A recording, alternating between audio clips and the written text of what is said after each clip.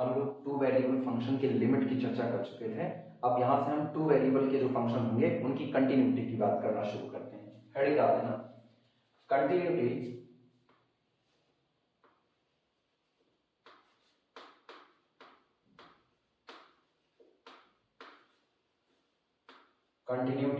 of a function, continuity of a function of two variable, continuity of a function of two variable,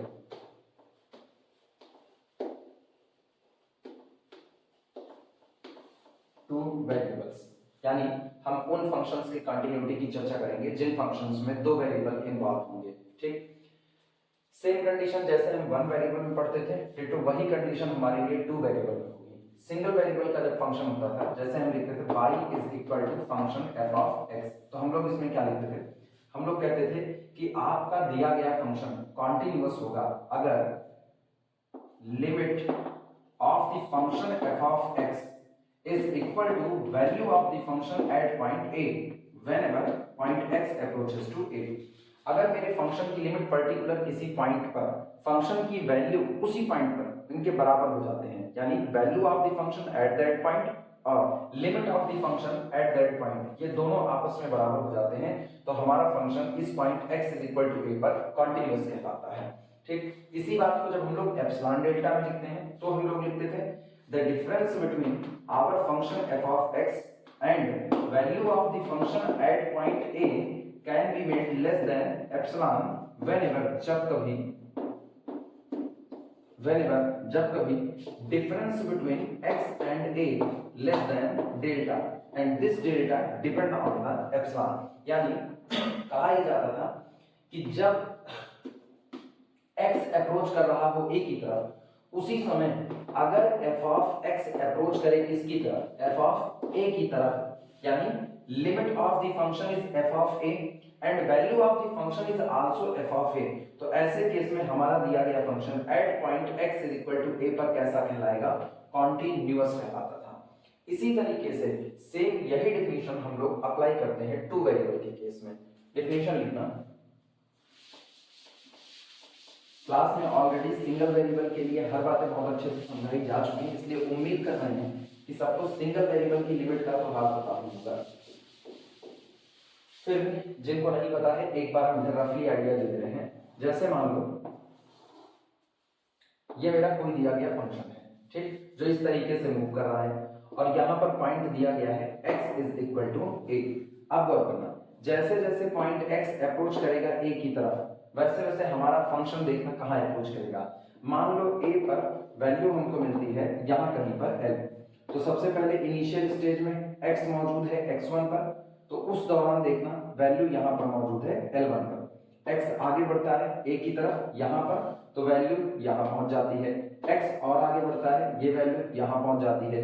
यानी कहने का मतलब जैसे जैसे x बढ़ रहा है a की तरफ, वैसे वैसे हमारे फंक्शन की वैल्यू धीमे धीमे बढ़ रही है किसकी तरफ, l की तरफ। तो जब x अप्रोचेस टू a होने पर फंक्शन पर्टिकुलर किसी वैल्यू की तरफ अप्रोच कर रहा हो, तो ये वैल्यू हमारे फंक्शन की लिमिट कहलाती है। और जिस दिन value of the function at that point और लिमिट ऑफ द फंक्शन ये दोनों आपस में बराबर हो जाते हैं, उस दिन आपका फंक्शन कॉन्टिन्यूअस कहलाता है, यानी आपका ग्राफ कहीं भी टूटा हुआ नहीं नजर आएगा। लेकिन अगर आपका फंक्शन एट पॉइंट डिसकंटिन्यूअस है, जैसे हम x is equal to a point ले रहे हैं, और अब गौर करना ये और यहां से ग्राफ आगे गया, मान लो a पर हमें वैल्यू यहां ना मिल करके बल्कि ये मिल रही है। अब गौर करना, जब हम x अप्रोच कर रहा है किसकी तरफ, a की तरफ, तो धीमे धीमे फंक्शन की वैल्यू बढ़ रही है, इंक्रीज कर रही है, लेकिन x is equal to a पर जो वैल्यू है वो कितनी है, l है। अब ऐसे में हम ये कह सकते हैं कि f of a is equal to l, यानी जब point x is equal to a हो गया तो फंक्शन की वैल्यू कितनी है, l है। लेकिन हम यहां तक आने के बाद चूंकि अब ग्राफ टूट चुका है, इसलिए अब इसके बाद मेरा फंक्शन इस वैल्यू के ऊपर अब और आगे इधर अप्रोच नहीं कर सकता, यानी लिमिट ऑफ द फंक्शन तो यहीं पर रुक गई, लेकिन वैल्यू ऑफ द फंक्शन यहां मौजूद है, तो लिमिट और value of the function at that point ये दोनों आपस में बराबर नहीं होंगे, और तब आपका फंक्शन डिसकंटिन्यूअस कहलाएगा, यानी आपका ग्राफ टूटा हुआ होगा। इसी सारी बात को हम लोग लिखते हैं कि value of the function, general value of the function and value of the function at point A, इन दोनों के बीच का जो अंतर है, एट दैट पॉइंट पर फंक्शन की वैल्यू और general value of the function, इन दोनों के बीच का जो अंतर है, अगर हम उसको जितना चाहें उतना कम कर सकते हैं। कब? जब x अप्रोच कर रहा हो किसकी तरफ? a की तरफ, तब हमारा फंक्शन एट पॉइंट a पर कॉन्टिन्यूअस कहलाएगा, अदरवाइज हमारा फंक्शन डिसकंटीन्यूअस कहलाएगा। इसी बात को हम टू वेरिएबल के केस में लिखने चल रहे हैं।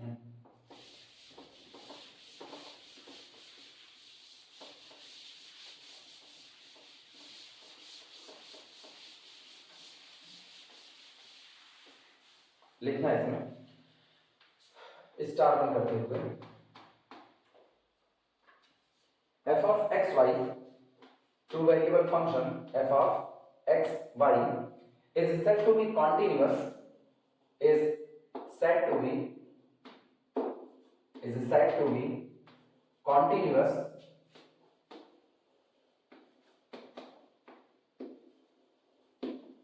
हमारा दिया गया टू वेरिएबल का function f of x y continuous कहलाता है at a point a comma b, ठीक। इफ यदि limit of the function f of x y कब? When point x y approaches to the point a b, limit of the function f of x y when point x y approaches to a b exist। पहली बात तो ये limit exist करे, क्योंकि हमें पता है कि टू वेरिएबल के केस में लिमिट का एग्जिस्ट करना पाथ इंडिपेंडेंसी से आता है, ठीक। लिमिट एग्जिस्ट एंड, और इसके साथ ही साथ एंड इज इक्वल टू, और बराबर and is equal to value of the function at that point. तो एट पॉइंट कौन सा है? ए बी, इस पर function is equal to f of a comma b. Same definition single variable वाली ही यहाँ टू वेरिएबल में नजर आ रही है। Function of x y continuous कहलाएगा एट पॉइंट ए बी पर अगर ये लिमिट आपकी एग्जिस्ट करे और इसके साथ ही साथ ये लिमिट बराबर हो value of the function at the point a b के। पहले डेफिनेशन ये नोट करो, दूसरी डेफिनेशन हम एप्सिलॉन डेल्टा में लिखेंगे।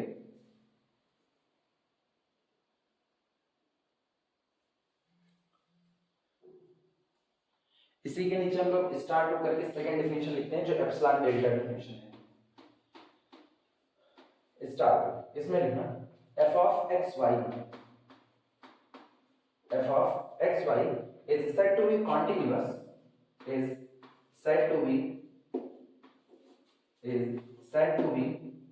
continuous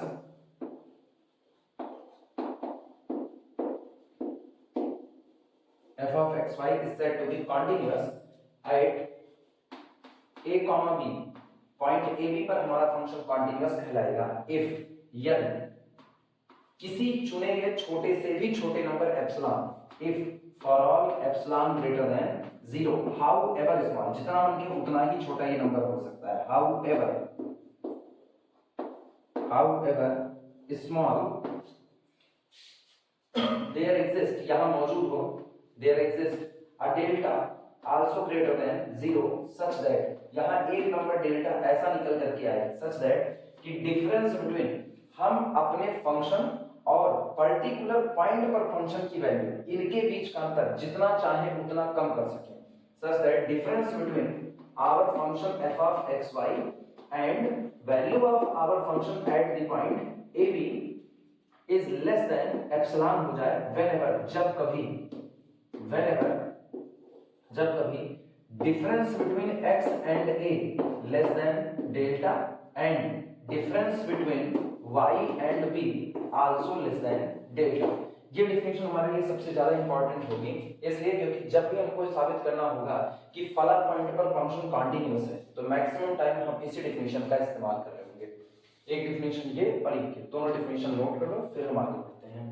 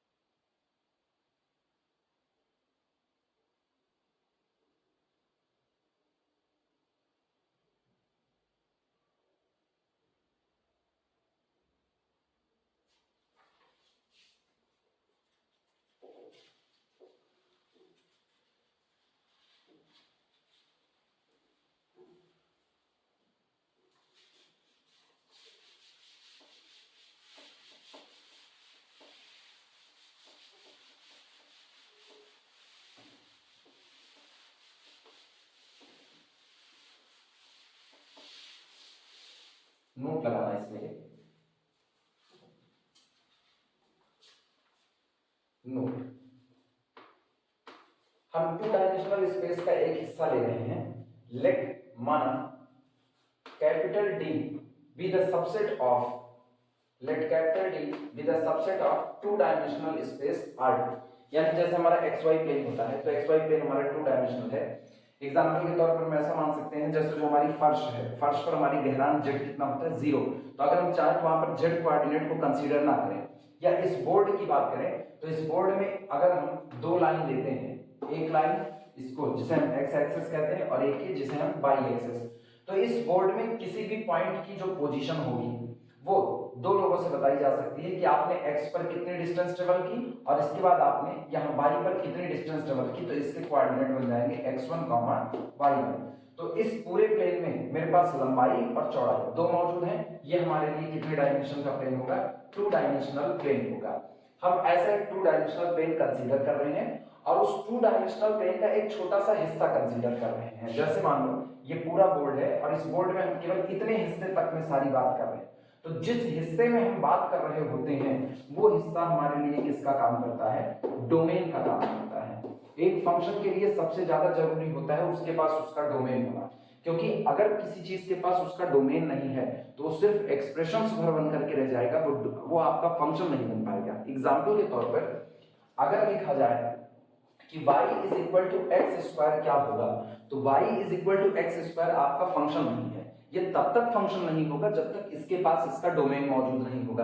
अगर हम ग्राफ खींचे इसका, तो ग्राफ हम खींचते हैं y is equal to x square का ग्राफ हमारे पास ये निकल करके आता है। अब अगर हम इसको गौर करें तो हम इसके ऊपर वन लाइन टेस्ट लगाएं। कई लोग सोचते हैं कि वन लाइन टेस्ट लगा देते हैं तो y एक्सिस के पैरेलल लाइन इसको एक पॉइंट पर कट करती है, ये हमारा फंक्शन हो गया। ये बात गलत है। जब तक आप किसी दिए गए इस तरह से लिखे गए किसी भी एक्सप्रेशंस को जब तक आप उसका डोमेन नहीं देते हो तब तक वो फंक्शन नहीं, सिर्फ और सिर्फ एक एक्सप्रेशंस भर बन करके रह जाता है बस। और जिस दिन आप अब इसको हम लोग तभी नॉर्मली फंक्शन क्यों कह देते हैं? क्योंकि डोमेन में एक कैटेगरी होती है नेचुरल डोमेन की। नेचुरल डोमेन, अगर आप किसी को पर्टिकुलर कोई एरिया नहीं देते हो काम करने का, तो स्वाभाविक रूप पे जो उसका एरिया होता है वो उतने पर काम करने लगता है जो उसको समझ में आता है।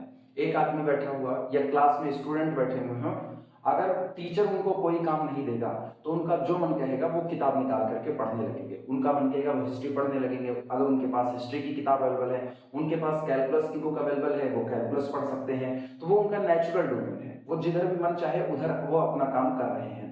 तो अगर हम इनकी बात करें कि मैंने इनको कोई डोमेन नहीं दिया, उसके बावजूद भी हम इसका ग्राफ खींच रहे हैं y is equal to x square, तो उस दौरान मेरे दिमाग में बात होती है कि हर वो जगह जहां पर ये अपने आप को वेल डिफाइंड किए हुए हैं, तो ये पूरे के पूरे नेचुरल नंबर के पूरे के पूरे रियल नंबर के सेट पर ये वेल डिफाइंड है। तो रियल नंबर का सेट इसका नेचुरल डोमेन कहलाता है। और जब हम इसको डोमेन देते हैं तो वो मैन मेड डोमेन या फिर वो रेस्ट्रिक्टेड डोमेन कहलाता है। तो कोई भी चीज हमेशा याद रखना, फंक्शन उसी दिन बनेगी जिस दिन उसके पास उसका डोमेन होगा। इसीलिए सारी कहानी, सारा किस्सा चलता है तो केवल और केवल डोमेन से चलता है। कुछ चीजें हम इसमें एग्जांपल के तौर पर दिखा रहे हैं, फिर हम इसमें आगे बढ़ते हैं। अब डोमेन की चर्चा हो गई है इसलिए इतनी बातें हम यहाँ पर जोड़ देते हैं।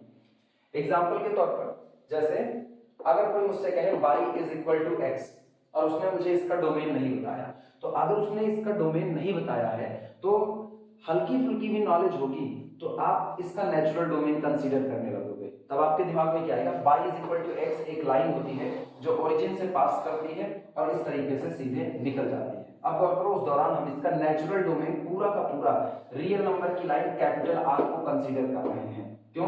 क्योंकि हम इधर बढ़ेंगे तो x नेगेटिव हो जाएगा और उधर जाएंगे तो x कैसा हो जाएगा? पॉजिटिव। और सब पर आपका ग्राफ डिफाइंड है तो इसका नेचुरल डोमेन मांगा जाएगा तो क्या आएगा? रियल नंबर का सेट R। लेकिन अगर मैंने लिख दिया y is equal to x और इसको बांध दिया कि x belong to the closed interval 4 to 5, तो इसका मतलब अब ये पूरा ग्राफ मेरा हो नहीं सकता।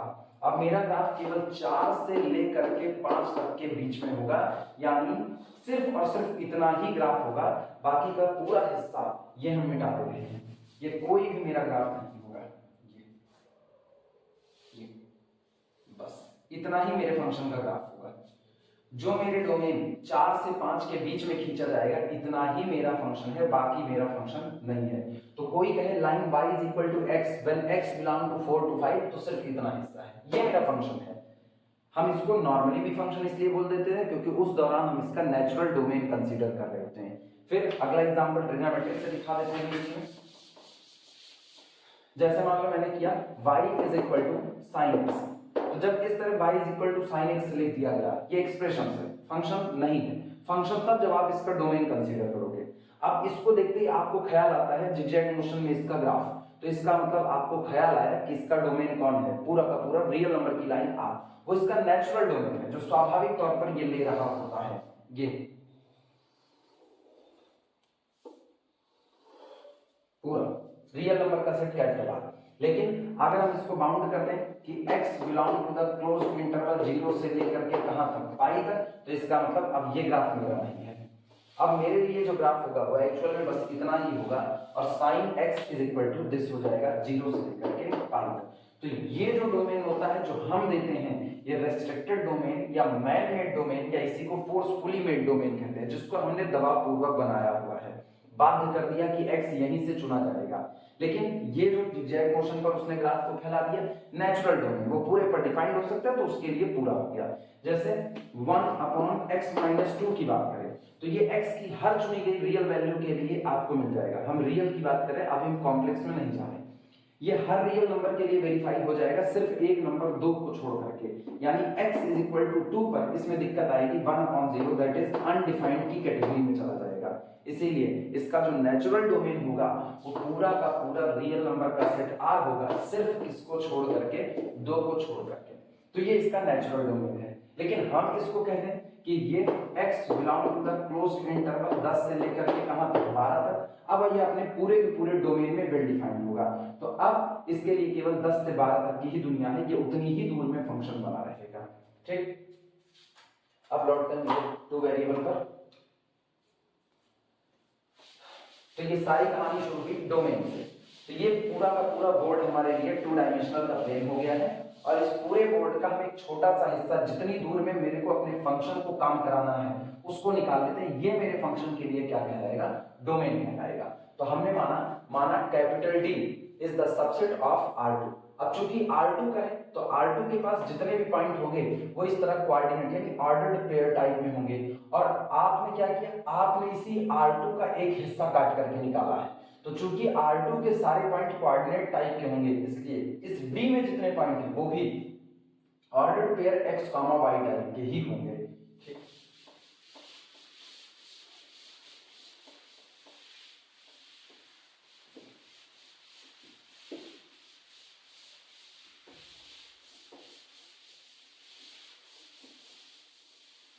लिखना है इसमें, let capital D be the subset of R2। ठीक, एंड, और हम एक मैपिंग ले रहे हैं F बी द मैपिंग जो इसी डोमेन D से काम करती है, and F be the mapping work from domain D to the codomain R2, 2 dimensional space में काम कर रही है।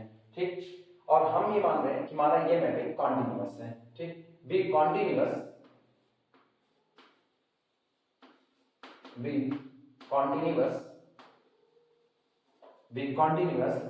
एट डोमेन पॉइंट्स AB, यानी इस पॉइंट AB पर कॉन्टिन्यूअस है जो पॉइंट बिलोंग करता है हमारे डोमेन कैपिटल T से। हमने एक R2 स्पेस लिया, 2 डायमेंशनल स्पेस, मतलब 2 डायमेंशनल स्पेस का एक हिस्सा मैंने काटा जो मेरे फंक्शन के लिए डोमेन का काम कर रहा है। फंक्शन डोमेन D से R2 के बीच में काम करता है, और हम ऐसा मान रहे हैं कि डोमेन में मौजूद पॉइंट AB पर हमारा फंक्शन कैसा बना हुआ है, कॉन्टिन्यूअस बना हुआ है। इसके बाद देखना, लाइन चेंज करके लेट, अब हम एक और वैल्यू मान रहे हैं, लेट माना, ध्यान देना फंक्शन कौन है, फंक्शन है f ऑफ x y, और डोमेन का पॉइंट कौन है, AB, यानी डोमेन में y is equal to b कहीं ना कहीं पर हो रहा है। अगर हम इस पूरे फंक्शन में y को फिक्स कर दें, नॉर्मली x भी बदलेगा y भी बदलेगा, तो x के बदलने से भी फंक्शन बदलता है, y के बदलने से भी फंक्शन बदलता है, इसीलिए f x और y दोनों का फंक्शन है। लेकिन हम थोड़ी देर के लिए y को फिक्स कर दें, यानी y इज इक्वल टू कितना कर दें, b। एग्जांपल के तौर पर इसमें ये जो लाइन आपको नजर आ रही है, अगर हम इस लाइन को कहें y इज इक्वल टू 3, तो इसका मतलब ये एक ऐसी लाइन है जो यहाँ ओरिजिन से 3 यूनिट ऊंचाई पर मौजूद है, ठीक, 3 यूनिट ऊपर की तरफ मौजूद है। इस पूरी लाइन पर हर जगह y की वैल्यू कितनी बन रही है, 3, यानी ये पूरी लाइन अगर डिपेंड कर रही है तो सिर्फ और सिर्फ x कोऑर्डिनेट पर ही डिपेंड कर रही है। अगर मुझको यहाँ का पॉइंट चुनना हो तो यहाँ का पॉइंट होगा 3, यानी x पर मैंने 3 चला और y पर 3। यहाँ देखें तो यहाँ हो गया 4, 3, पीछे आते हैं तो यहाँ हो गया 2, 3, यहाँ आते हैं तो ये हो गया 0, 3, यानी हर बार आपका y का प्लेस कांस्टेंट बना है लेकिन x का प्लेस बदल रहा है। तो अगर फंक्शन f ऑफ x3 की बात करें तो function f of x3 only depend on x, so this is only the function of x not on y। इस तरीके से अगर हम y को फिक्स कर दें कि y is equal to b हो जाए तो ये एक नया फंक्शन बन जाएगा जो y पर नहीं सिर्फ और सिर्फ x पर डिपेंड करेगा। और इसी को हम लिख सकते हैं let f1 function of only x is nothing, it is old functions by setting y is equal to b, यानी हमने पुराने फंक्शन में ही y को फिक्स कर दिया कि अब y बदलने वाला नहीं है। तो हम एक नया फंक्शन मान रहे हैं कि माना f1 ऑफ x एक फंक्शन है जो कौन है, f ऑफ x, b है। नोट कर लो।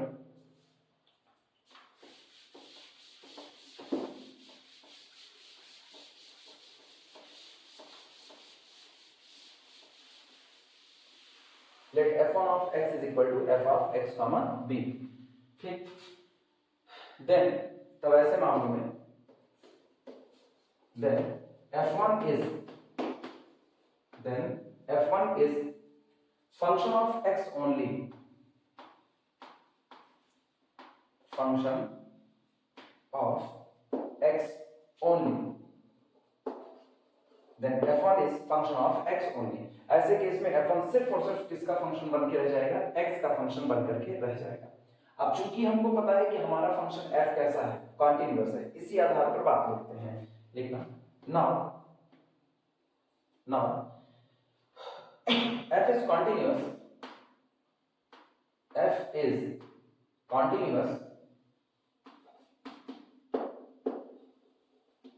now f is continuous at point AB, चूंकि f पॉइंट AB पर कैसा है, कॉन्टिन्यूअस है, इसलिए एप्सिलॉन डेल्टा डेफिनेशन से for all epsilon greater than 0, किसी भी छोटे से छोटे नंबर एप्सिलॉन ग्रेटर देन 0 के लिए देयर एग्जिस्ट, यहीं पर मौजूद होगा a delta also greater than 0 such that, जो इस प्रकार होगा कि difference between our function f of xy and the value of the function f at the point AB can be made less than pre assigned quantity epsilon, वो पहले से ही चुनी गई क्वांटिटी एप्सिलॉन से भी कम किया जा सकता है। कब, whenever या for all point x, y belong to the our domain D and difference between x and a less than delta, difference between y and b also less than delta।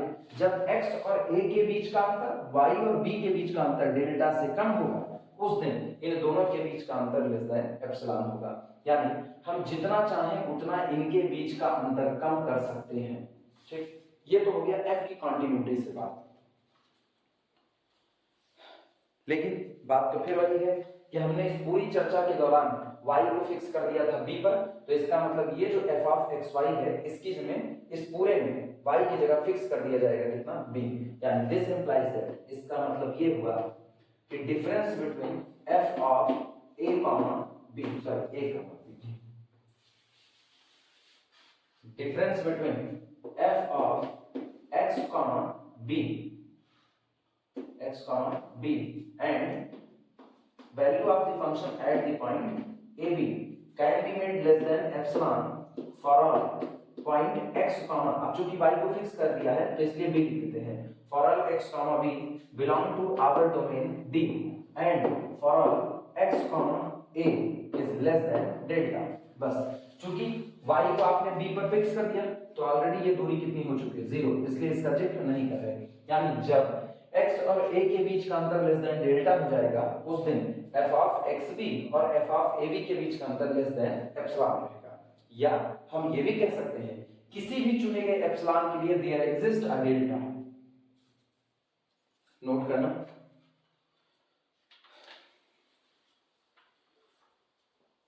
और ये कहता है कि इसकी वैल्यू हमने मानी कितनी है, f ऑफ x, b, ये हमने f1 ऑफ x माना है।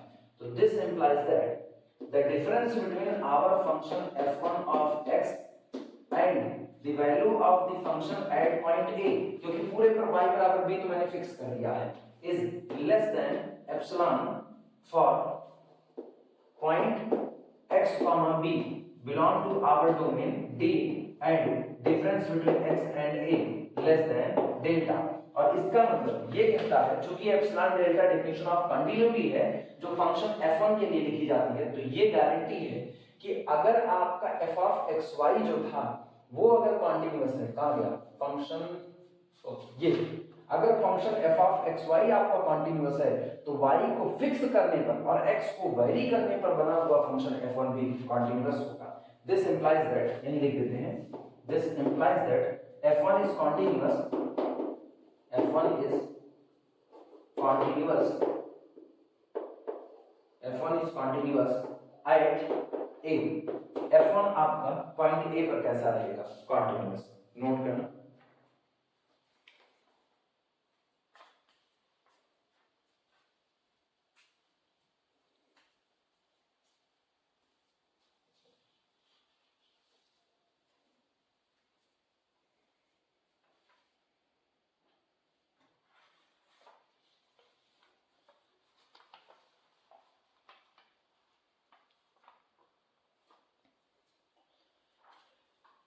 इस पूरे नोट में हम लोग सिर्फ एक बात की गारंटी ले रहे हैं कि अगर आपने किसी function f of x y को किसी पॉइंट a b पर कॉन्टिन्यूअस कह दिया कि function f of x y point a b पर कॉन्टिन्यूअस है, तो इसका मतलब है y को फिक्स कर देने पर और सिर्फ x को बदलने पर बना हुआ नया फंक्शन यानी फंक्शन ऑफ x, b, ये आपका point x is equal to a पर कैसा बना रहेगा, कॉन्टिन्यूअस बना रहेगा। इसी तरीके से सेम यही बात, अभी मैंने y को फिक्स किया, अब हम क्या करें, x को फिक्स कर दें, x बराबर a और y को वेरी होते हुए छोड़ दें, यानी नया फंक्शन बनाए f2 ऑफ x को फिक्स कर दें a पर और y को वेरी करते रहें, तो f2 ऑफ ay। इसी तरीके से हम ये दिखा सकते हैं कि f2 ऑफ ay भी आपका कैसा होगा, कॉन्टिन्यूअस होगा। लिखना इसी बात को।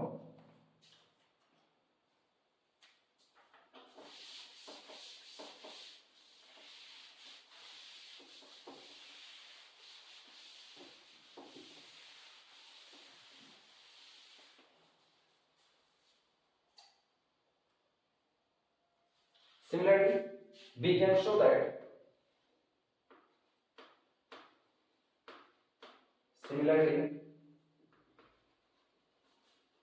show that इसी प्रकार हम दिखा सकते हैं कि similarly we can show that f2 of y, f2 function of y which is equal to f of a comma y, यानी पिछली बार हमने y को फिक्स किया था, इस बार हम x को फिक्स कर दे रहे हैं, ठीक। Is continuous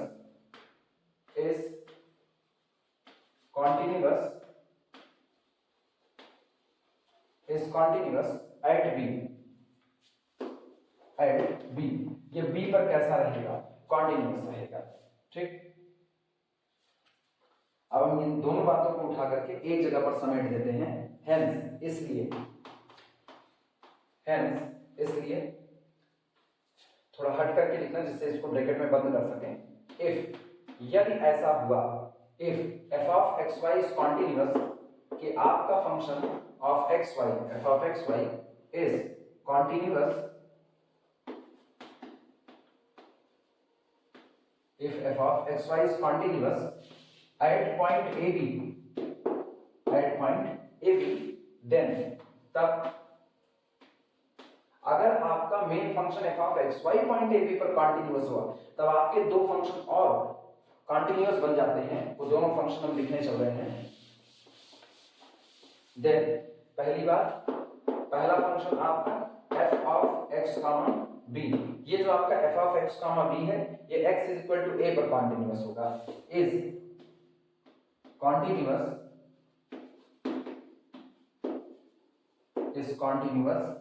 at x is equal to a, and दूसरा and second f y, f of a comma y is continuous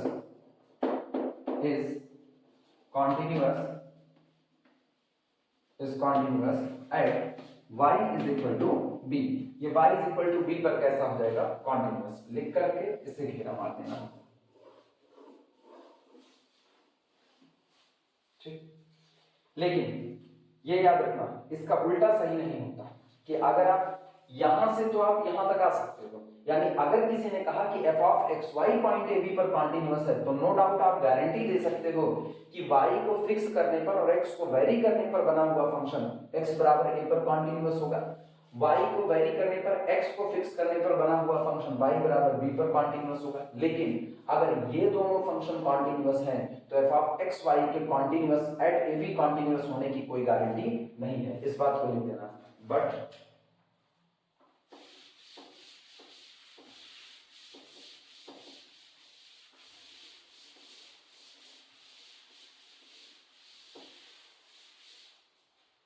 लिखना, बट लेकिन if f of xb, but if yet f of xb is continuous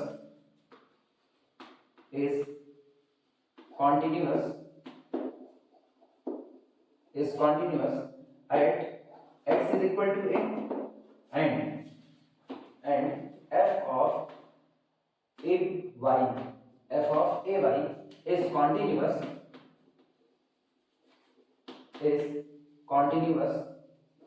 at y is equal to b, then f of xy, then function of xy need not be function of xy need not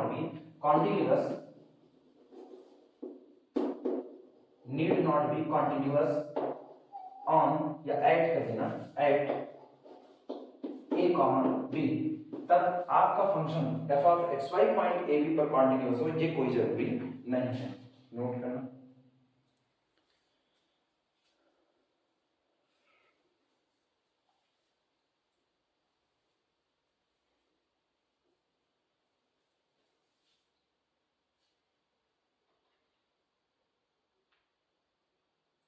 ये theoretical portion है two variable continuity का। अगले video में हम लोग इसके ऊपर क्या न्यूमेरिकल लगाते हैं कि किस तरीके से हम दिखाएंगे कि एक टू वेरिएबल का फंक्शन पर्टिकुलर पॉइंट पर कॉन्टिन्यूअस है या पर्टिकुलर पॉइंट पर डिसकंटिन्यूअस है। ये हम अगले वीडियो में सीखेंगे। ये पूरी इतनी थ्योरी है, इसमें अगर किसी को कोई दिक्कत है तो बिल्कुल वो पूछ सकता है।